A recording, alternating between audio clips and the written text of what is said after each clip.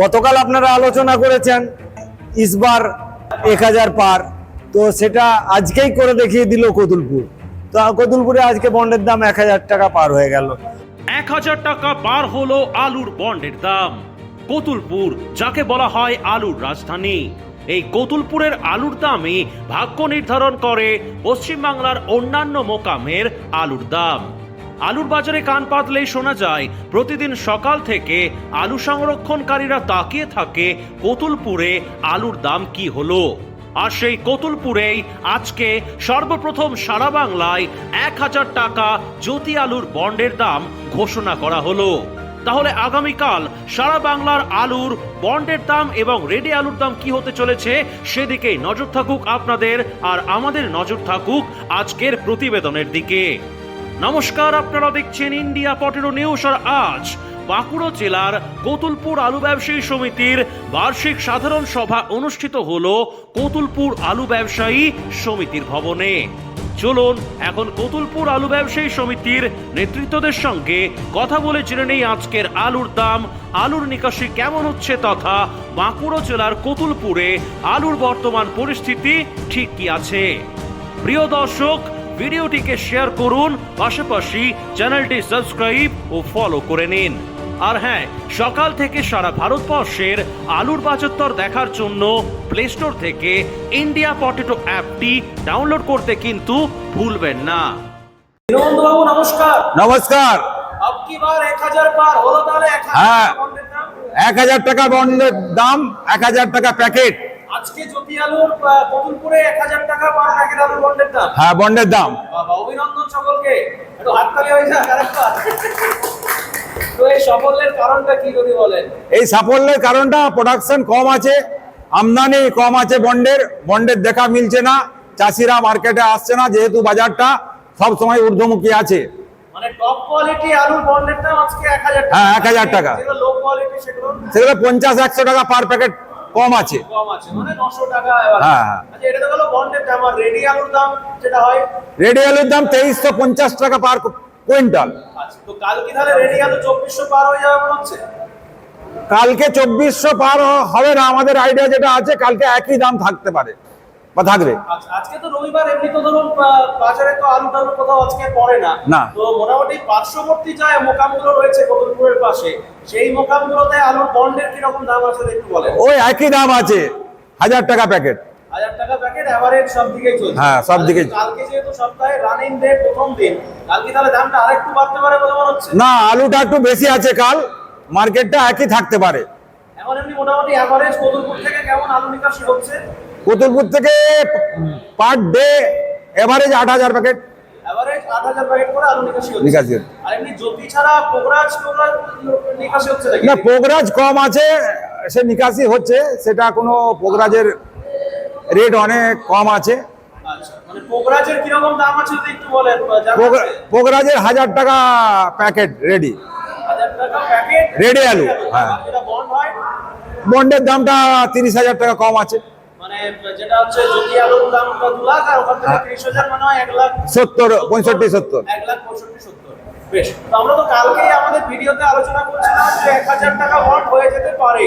তো এই সাফল্যের মূল কারণটা কি তাহলে? সাফল্যের কারণটা হচ্ছে আমদানি কম আছে, চাষিরা বন্ড বাজারে কম নিয়ে আসছে, এবং মার্কেটটা ডেলি ঊর্ধ্বমুখী হওয়ার জন্য, আমদানি কম থাকার জন্য মার্কেটটা বাড়ছে। আচ্ছা, নমস্কার বিভাসবাবু। নমস্কার। আচ্ছা, কতুলপুরকে সবাই আলুর রাজধানী বলে, এটার কারণটা কি? অনেকে ব্যঙ্গাত্মকভাবে কতুলপুরকে আলুর রাজধানী বলে থাকেন, কিন্তু ব্যঙ্গাত্মক বললেও তাদেরকে বলতে হচ্ছে, মানে প্রকারান্তরে স্বীকার করতে তারা বাধ্য হচ্ছেন যে কতুলপুর আলুর ক্ষেত্রে অনেক কিছু নীতি নির্ধারণ করে থাকে। যেমন প্রাত্যহিক বাজার, এটা নিয়ে মূলত বলে। তো এই প্রাত্যহিক বাজারটা কতুলপুরই দিশা দেখায়, ওঠানোর ক্ষেত্রে এবং নামানোর ক্ষেত্রেও।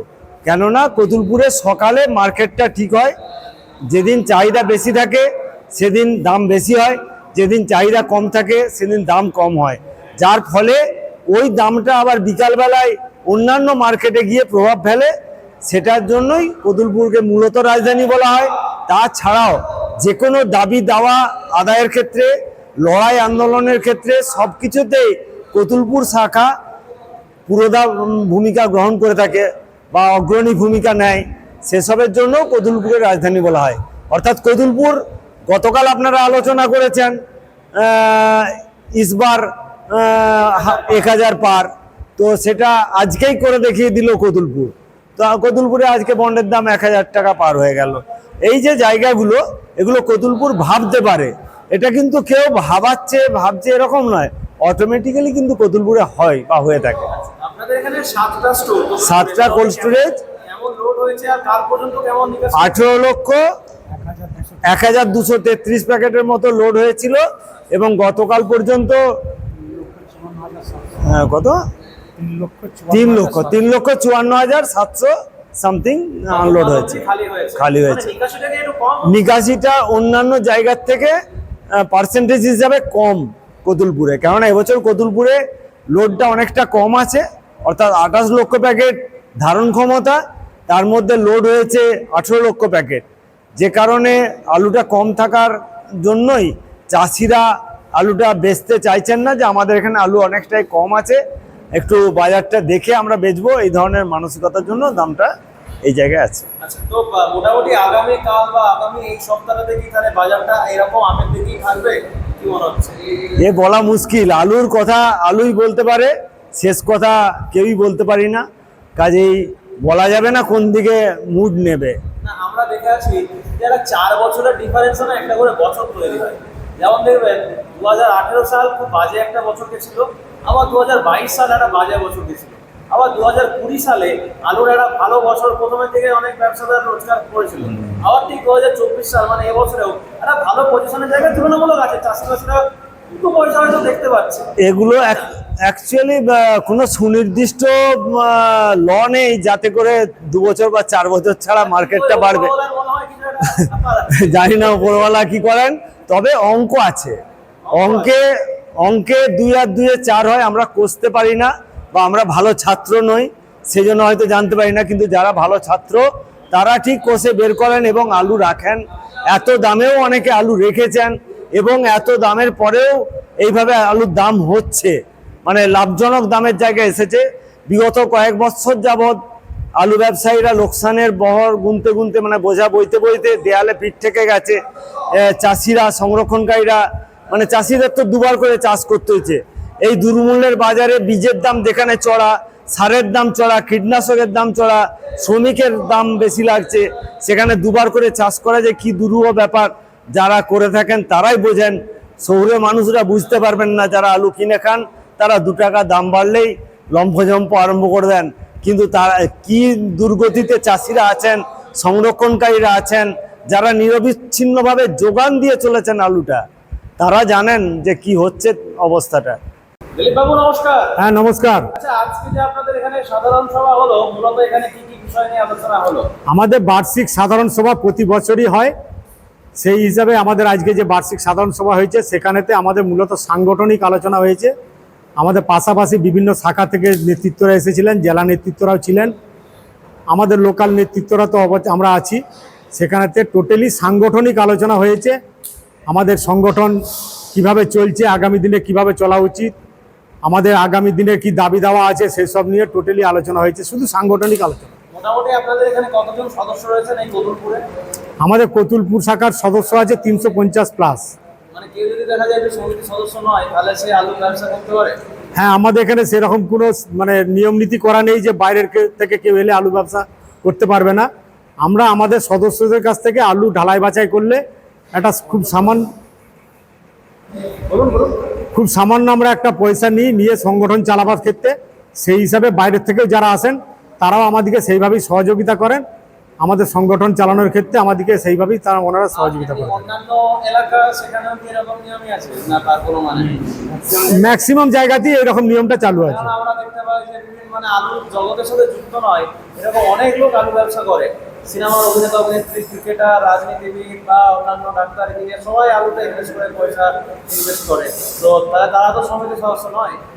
ওনারা অ্যাকচুয়ালি মানে স্টকিস্ট যেটা বলি, লোডার। ওনারা লোড করেন, আবার লোড আলুটাকেই বন্ড হিসাবে বিক্রি করে দেন আমাদের ব্যবসায়ীদের মারফত। আমাদের মাধ্যমেই ওনারা কিনেন ব্যবসায়ীদের মাধ্যমে, আবার ব্যবসায়ীদের মাধ্যমেই বিক্রি করেন। বুঝতে পারছি।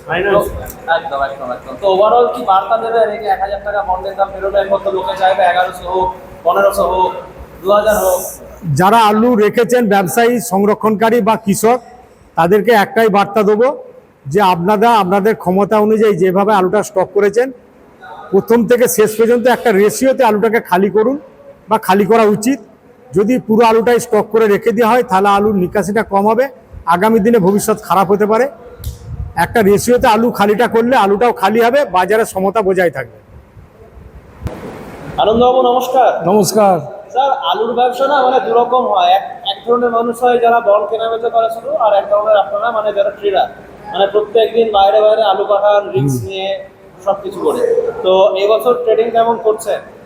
হালকা, খুব হালকা করা বাইরে হচ্ছে। আলু কাটাচ্ছেন মোটামুটি কোথায় কোথায় যাচ্ছে এখন কদুরপুরের আলু? শুধু আপনি নন, আরো যারাই ব্যবসা করছেন মোটামুটি কোথায় কোথায় আলুটা যাচ্ছে একটু বলুন। ওই উড়িষ্যা যাচ্ছে, উত্তরবঙ্গ যাচ্ছে, আপনার পুরুলিয়া সাইডে যাচ্ছে, ঝালদা, উত্তরবঙ্গ মানে কোথায়, কোন দিকে যায়? এই পাথর লাইন যেটা বলছে, সিউড়ি, রামপুরহাট, শিওরি, হ্যাঁ, রামপুরহাট, মুর্শিদাবাদ, হ্যাঁ, এগুলো এই সব। সাইডগুলোতে যায়। জঙ্গিপুর। বহির রাজ্যে এখন আলুর চাহিদা কেমন আছে কদুরপুরের আলুর? মোটামুটি ভালোই আছে, খারাপ নয়। মানে ধরুন একটা 50 কেজির বস্তা যদি আপনি ঢেলে যদি বিয়ে করেন, মোটামুটি ফ্রেশ ভালো আলুটা মোটামুটি কতটা পাওয়া যাচ্ছে? ও 42 কেজি থেকে 45 কেজি 46 কেজি পর্যন্ত পাওয়া যাচ্ছে মানে আলুর কোয়ালিটি অনুযায়ী। অন্যান্য বছর যেটা হয় এবছর কি সেটাই পাচ্ছেন না তার থেকে একটু কম পাচ্ছেন ফ্রেশ আলুটা? না, একটু কম পাওয়া যাচ্ছে। যেহেতু বৃষ্টিতে একটু ভয় এইটা একটু কম পাওয়া যাচ্ছে। সে কারণের জন্য তুলনামূলক একটু কম পাওয়া যাচ্ছে। তো এই বছর কি এইরকমই চলবে, মানে এই যে আলুর বাজারটা একটু আপের দিকে রয়েছে, কম কম নিকাশি, এইরকমই চলবে বাজারটা, না আবার হয়তো পড়ে যাওয়ারও চান্স আছে? সবাই তো ভাবছে ঊর্ধ্বমুখী হবে, হ্যাঁ। মার্কেটটা ঊর্ধ্বমুখী হতে যাচ্ছে, সবারই ধারণা একটু আরো বাড়বে মার্কেট। দেখুন, যখন আলুটা সবাই রাখছিল প্রথমের দিকে মার্চ এপ্রিলের দিকে, তখন সবাই বলছিল যে 1,50,55,60 লোড হচ্ছে, 2 লাখ হলে আলুটা খুব ভালো হয়। এই যে 2 লাখ টাকা হলো আজকে, স্যারেরা যেটা বললেন যে আজকে কদুরপুরে 1,000 টাকায় বন্ড, তাতেও নাকি বন্ডের দেখা নেই, কেউ বিক্রি করতে আসছে না, সব চাষিরা বন্ড একদম। তখন ভাবছিল যে 2 লাখ হলে বিচবে, এখন এবার 2 লাখ হয়ে গেছে, মানে এখন আরেকটু উঁচুর দিকে ধ্যান না, যে আরো একটু বাড়ুক, একটু বৃষ্টি হোক, হলে আরো একটু বাড়বে, তখন বিক্রি করবো। এটাই হচ্ছে ব্যাপার। মোটামুটি বছরটা এরকম হ্যাঁ, এবছর লোকসান হবে না, খুব পড়ে যাওয়ার সম্ভাবনা না, নেই, ব্যতিক্রম বছর। ব্যতিক্রম বছর। বিদ্যুৎবাবু নমস্কার। নমস্কার। বলছি, এই যে আমরা দেখছিলাম যে বিগত কিছুদিন আগে মানে মুখ্যমন্ত্রী মমতা বন্দ্যোপাধ্যায় যে ওই মানে বৃষ্টিতে ক্ষতিগ্রস্ত কৃষকদের এবং প্লাস শস্য বীমার এই দুই প্রকল্পে মোটামুটি ওই 3,193 কোটি টাকা একটা ঘোষণা করেছিলেন যে কৃষকেরা পাবেন। এই বিষয়টা মূলত কি যদি একটু বলেন, আপনারা তো চাষি, এটা যদি একটু বিস্তারিত বলেন, পাচ্ছেন আপনারা টাকা পয়সা পাচ্ছেন বা কি বিষয় যদি পাচ্ছেন একটু বলেন। টাকা পয়সা পাচ্ছে বা সকলেই যেসব পাচ্ছে, এটা কিন্তু আপনারা যে বলছেন ঋণ মুকুবের ব্যাপার না, এটা অ্যাকচুয়াল যে যেমন লোন নিয়েছে তার উপর যার ইন্স্যুর কাটানো আছে একমাত্র সেই কৃষক পাচ্ছে। যদি ওই ফসলের উপর বীমা না কাটানো থাকে তাহলে সেই কৃষক কিন্তু পাচ্ছে না। আর একটা দিক আছে, যদি আপনি লোন নাও নিয়ে থাকেন এই শস্য বীমা করা যায়। লোন না নিলেও ওই শস্য বীমা অ্যাকচুয়াল যদি আপনার শস্যের ক্ষতি হয়, ঊর্ধ্বতন কর্তৃপক্ষ, কৃষি আধিকারিক এবং ইন্স্যুরেন্স কোম্পানি ও যৌথ উদ্যোগে যে একটা ক্রপ কাটিং করা হয়, কতটা পার্সেন্টেজ ক্ষতি হয়েছে এই হিসাব করে আপনি যদি ইন্স্যুর করে থাকেন তাহলে কিন্তু আপনার অ্যাকাউন্টে সেই পরিমাণ ক্ষতিপূরণ ঢুকবে। কোনোটা পার্সেন্টেজে, কোনো ধরুন 60%, 40%, কোথাও দেখবেন 10%, যেমন ক্ষতি হয় তার উপর কিন্তু টাকাটা ঢুকে। এটা কিন্তু অ্যাকচুয়াল ঋণ মুকুব বলা যায় না, মানে ইন্স্যুরের উপর এটা নির্ভর করে। যদি কেউ ইন্স্যুর না করে থাকেন তিনি কিন্তু এই ছাড়ের আওতায় পড়বেন না। আর এই জন্য মানে দেখা গেল যে মোটামুটি পাচ্ছে ইন্স্যুর যার কাটানো ছিল, আমাদের কতুলপুর সার্কেলে আমরা দেখতে পাচ্ছি সমস্ত অ্যাকাউন্টে টাকা ঢুকছে, যেগুলো ব্যাংক মারফত ছিল লোনে না ঢুকে অন্য অ্যাকাউন্টেও তার ঢুকছে। আর সমবায় মারফতগুলো যেটা আলোচনা সাপেক্ষে শোনা যাচ্ছে যে ওই লোনেতেই অ্যাডজাস্ট হবে পার্সেন্টেজে। তো মোটামুটি ভোট পরবর্তী সময়ে সরকারের এই যে সহযোগিতা, এটাকে আপনারা মানে সমিতি কি চোখে দেখছেন যদি একটু বলেন। না, এইটা সরকারের সহযোগিতা অবশ্যই আছে, কিন্তু মানে অ্যাকচুয়াল ইনসিওর কোম্পানি আমাদেরকে এটা কিন্তু দিচ্ছে।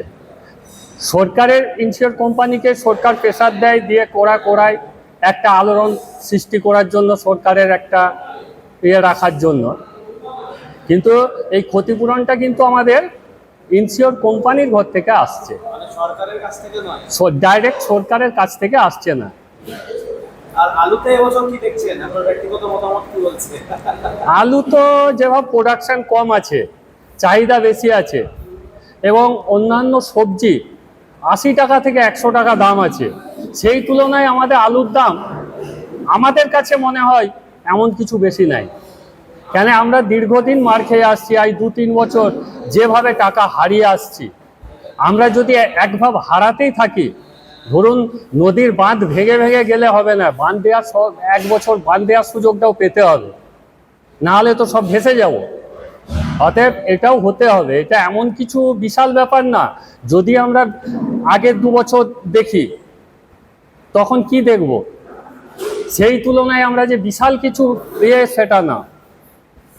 তবে নির্দিষ্ট মাপে প্রত্যেককে বলবো আলু নিয়ম মাফিক খালি করে যেতে, একবারে মজুতদারি না করতে, সেটাতে হয়তো ভবিষ্যতে ক্ষতি হয়েও যেতে পারে। এই অনুষ্ঠানে সম্প্রচারিত সমস্ত বক্তব্য বক্তাদের নিজস্ব ব্যক্তিগত মতামত। এই অনুষ্ঠান বাজারের নির্ধারক নয়। অনুগ্রহ করে ব্যবসায়িক পদক্ষেপের পূর্বে নিজের বিচার বুদ্ধি কাজে লাগিয়ে সিদ্ধান্ত নিন। আলু রাখা বাজারগত ঝুঁকি সাপেক্ষ।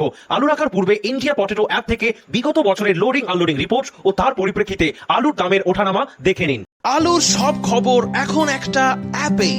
আলুর প্রাত্যহিক বাজার দর, আলুর সর্বভারতীয় বাজার দর, আলুর সকালের বাজার দর, লোডিং আনলোডিং রিপোর্ট, বিগত 10 বছরের আলুর তথ্য, সারা ভারতবর্ষের 20,000 আলু চাষী ও ব্যবসায়ীদের তথ্য এখন আপনার হাতের মুঠোয়। প্লে স্টোর থেকে আজই ডাউনলোড করুন India potato market rate app.